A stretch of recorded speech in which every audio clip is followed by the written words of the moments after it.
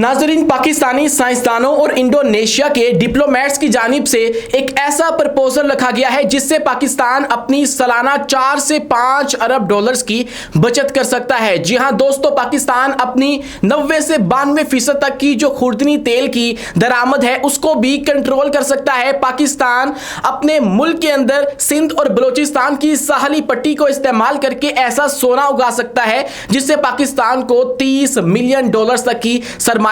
मिलेगी। ये कौन सी काश्त है जो कि पाकिस्तान कर सकता है, आज की इस वीडियो में डिस्कस करेंगे। लेकिन उससे पहले हमारी आपसे दस्तबस्ता गुजारिश है कि हमारे इस चैनल को लाइक कीजिए, सब्सक्राइब कीजिए और बेल आइकन को लाजमी दबा दीजिए ताकि हर नई आने वाली वीडियो आप तक बर वक्त पहुंच सके। तो दोस्तों, रिसेंटली हमने आपको बताया था एक वीडियो बनाकर कि पाकिस्तान अपने ताल्लुकात इंडोनेशिया के साथ बढ़ा रहा है और खसूसन जो तजारती ताल्लुकात हैं उनके अंदर बहुत बड़ी पेशरफ्त हमें देखने को मिल रही है। इंडोनेशिया दुनिया का सबसे बड़ा इस्लामिक मुल्क है और इंडोनेशिया जो है वो मुल्क है जो कि जो इलेक्ट्रिक व्हीकल्स हैं उनके अंदर बहुत ज्यादा काम करने का इरादा रखता है। वो चाहते हैं कि हम लोग इलेक्ट्रिक व्हीकल्स के जो मार्केट है पूरी दुनिया के अंदर उसके ऊपर मोनोपोली कायम कर लें और यूं वो जो है वो अपने निकल का इस्तेमाल करके इलेक्ट्रिक व्हीकल्स की जो बैटरीज हैं वो भी बनाते हैं और बहुत सारा सरमाया जो है वो जनरेट करते हैं। आप यूं कह लीजिए कि इस खिते की एक बड़ी इस्लामी ताकत है, तो ये गलत ना होगा। उनकी इकोनॉमी का साइज हमसे काफी बड़ा है, जैसे मैं आपको बताया कि दुनिया का सबसे बड़ा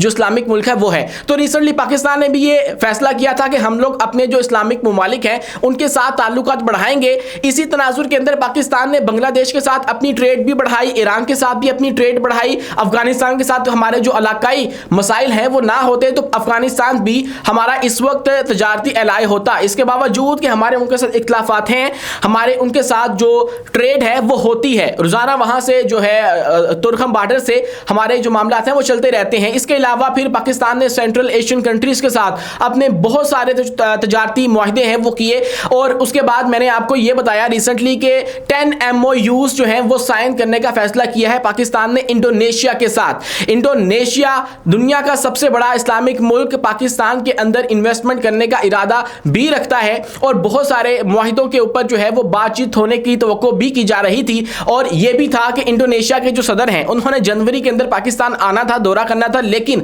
वो किसी वजह से पोस्टपोन्ड हो गया। लेकिन जब वो दौरा पोस्टपोन्ड हो गया तो अब फाइनली जो इंडोनेशिया के सफारतकार हैं वो पाकिस्तान आए हैं और यहाँ पे आके सिंध एग्रीकल्चर यूनिवर्सिटी टंडोजाम के अंदर यहाँ के पाकिस्तान के जो साइंसदान हैं, तहकीक करने वाले हैं, उनके साथ मुलाकात की गई और वहाँ पे ये फैसला किया गया कि क्यों ना हम लोग पाकिस्तान की ये सिंध और बलोचिस्तान वाली साहली पट्टी का इस्तेमाल करके यहाँ पे पाम ट्रीज को उगाएं। पाम ट्रीज दोस्तों वही दरख्त हैं जिनको इस्तेमाल करके हम लोग अपना जो पाम ऑयल है वो हासिल करते हैं। पाम ऑयल हमारा खुर्दनी तेल भी उससे बनता है, यानी कि आप आसान अल्फाज में समझ लीजिए कि जो घरेलू जिंदगी के अंदर हमारी रोजमर्रा की जिंदगी के अंदर इस्तेमाल होता है, आप घर में कुकिंग ऑयल इस्तेमाल करते हैं वो वाला तेल होता है। यानी कि आप ये समझ लीजिए कि पाम ऑयल जो है ये बहुत ही ज्यादा अहमियत इसकी है, पूरी दुनिया के अंदर इसकी जो डिमांड है वो बढ़ती चली जा रही है। लेकिन कुछ अरसा पहले तक जो इंडोनेशिया है वो पाम ऑयल का बहुत बड़ा एक्सपोर्टर था, वो प्रोड्यूसर था पाम ऑयल का, लेकिन अब किसी वजह से इंडिया के साथ उनके मसाइल कुछ थे, उसके बाद दूसरे ममालिक के साथ थे, तो पाम ऑयल की वहां पे प्रोडक्शन कम हो चुकी है, जबकि वहां के लोगों की ये डिमांड ज्यादा हो चुकी है कि पाम ऑयल वहां पे उनको मुहैया किया जाए। तो ऐसे में इंडोनेशिया को भी कहीं से पाम ऑयल हासिल करना था और पाकिस्तान के अंदर जो हमारी साहली पट्टी है सिंध और बलोचिस्तान की, तहकीक करने वाले ये बताते हैं कि वो बहुत ही सूटेबल है इस तरह की काश्त के लिए। और वहां पे जब ये काश्त किया जाएगा तो माहिरीन ये बताते हैं कि कम से कम 60,000 एकड़ पर ऑयल पाम काश्त करने की तजवीज़ जो है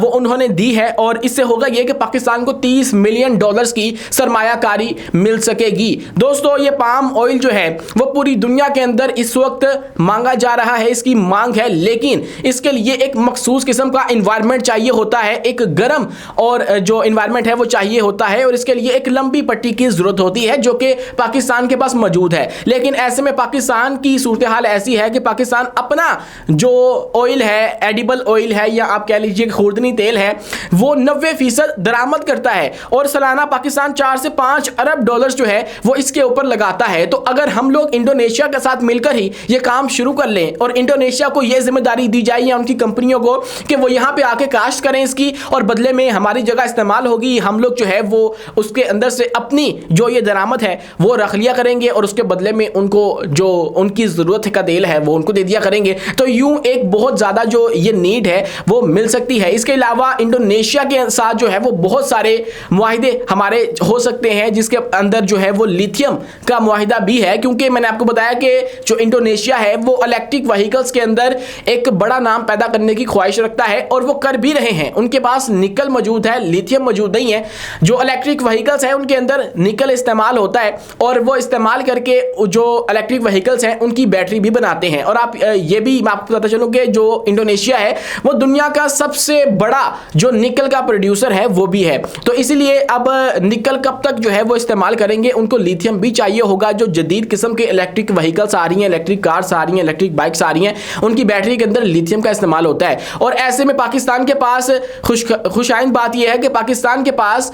लिथियम के अभी बहुत बड़े ज़खायर मौजूद हैं। हमारे तकरीबन 3 सूबों के अंदर लिथियम के बड़े ज़खायर इस वक्त पाए जाते हैं, जिनको पाकिस्तान जो है वो इंडोनेशिया को दे सकता है ताकि वो अपनी जो इलेक्ट्रिक व्हीकल्स है वो उसके अंदर इस्तेमाल करें और उसके बाद हमें जो है वो हमारा मुनाफा दिया जाए। या इस तरह की और बहुत सारी डील्स जो हैं वो की जा सकती हैं, जैसे अभी ये वाली जो एक तजवीज़ है वो पेश की गई है पाकिस्तानी साइंसदानों की जानिब से और जो इंडोनेशिया के डिप्लोमेट्स हैं जो कि पाकिस्तान आए हैं और इन्होंने आके यहाँ पे जो है वो विजिट किया है और उन्होंने देखा कि पाकिस्तान की जो सिंध एग्रीकल्चर यूनिवर्सिटी है टंडोजाम के अंदर, वहाँ पे किस तरह से जो ये काम है वो हो रहा है। और उसके बाद जो मज़ीद वहाँ की सूरत हाल है कराची के अंदर भी इसके ऊपर रिसर्च की जा रही है, वो उसका दौरा भी किया गया और ये तमाम तर मामला जो हैं वो डिस्कस किए गए हैं। और यूँ पाकिस्तान जो है वो एक और मुस्लिम मुल्क के साथ अपने जो तजारती ताल्लुकात हैं वो बढ़ाने जा रहा है, जिसके बाद हमारा जो मगरिब की तरफ झुकाव है या उनके ऊपर जो डिपेंडेंस है